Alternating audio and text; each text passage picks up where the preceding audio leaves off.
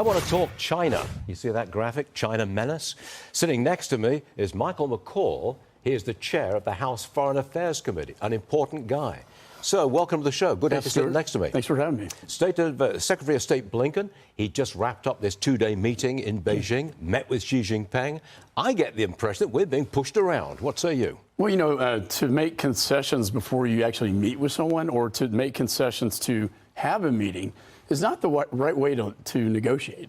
You want to negotiate with leverage, not out of weakness. And that's what they've done is they've stopped export controls to Huawei. They stopped all the sanctions on human rights violations in China just to get a meeting. That's not the right way to do this. I don't think Ronald Reagan would have done this with the Soviets. And so they're giving away things just to be able to meet in person.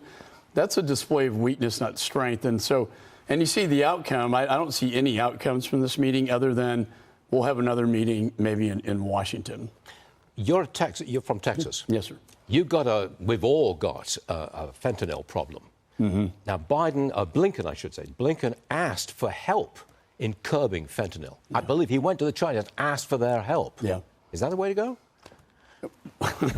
Well, we need leverage over them. And, you know, the one thing the prior administration did was they threatened with all sorts of tariffs and things like that to stop fentanyls from coming in to Mexico that then come up into the United States, killing 100,000 young people in the United States. So, you know, fentanyl to the spy balloon, a lot of these concessions took place after the spy balloon, you know, was able to record our nuclear sites in the United States, transmit it back home.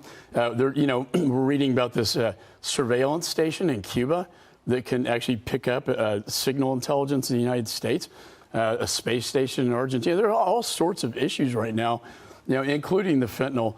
And again, I haven't seen the outcomes. Look, I think you have to have an open dialogue. You always have to have a hotline in case of an emergency. But you leverage out, again, you negotiate out of strength and not to weakness, and that's my issue here. I want to talk to you about the border. You're from Texas. Mm-hmm. After the ending of Title 42, we were expecting a surge. Right. The surge has not happened. I mean, it's 4,000 a day. That's still a lot of people, but the surge has not happened. What does that tell you?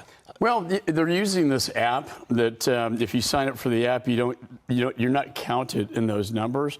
So it's a bit deceptive to say the numbers have gone down. They're also setting up humanitarian parole, more chain migration. I think you're going to see actually more migration coming up. But the fact is, it's still not secure. His own Border Patrol chief said that. We lost operation control. We've handed over control to the cartels. It's the cartels that's organizing small groups, present them to the frontier, at the border, they're in, then they take them to the cities. This is soup to nuts. This is the cartels doing this. Don't we know who runs the cartels? We do, and they're smart. And when Remain in Mexico was abolished, rescinded on day one, they knew that. So political asylum is important here. If they know they can get in the United States to make that claim, once they do, they appear and then they disappear because we don't have detention space. We need to return to that policy that worked because when they were in Mexico and if they were denied, they had to go back home and they weren't in the United. We have 5 million people. What in the world are we going to do with 5 million people? We have no idea who they are. They're living in the shadows, and it's a criminal enterprise. They're going to work eventually, aren't they? Well, whether we like it or not, if they would be productive, that's great. Them back. Yeah, this administration will not. Yeah, it will not. Sir, it was a great pleasure having you on the show today. Mike McCaul, thank you, sir. Great to see you. Yes, sir. Thank you very much indeed. Thank you.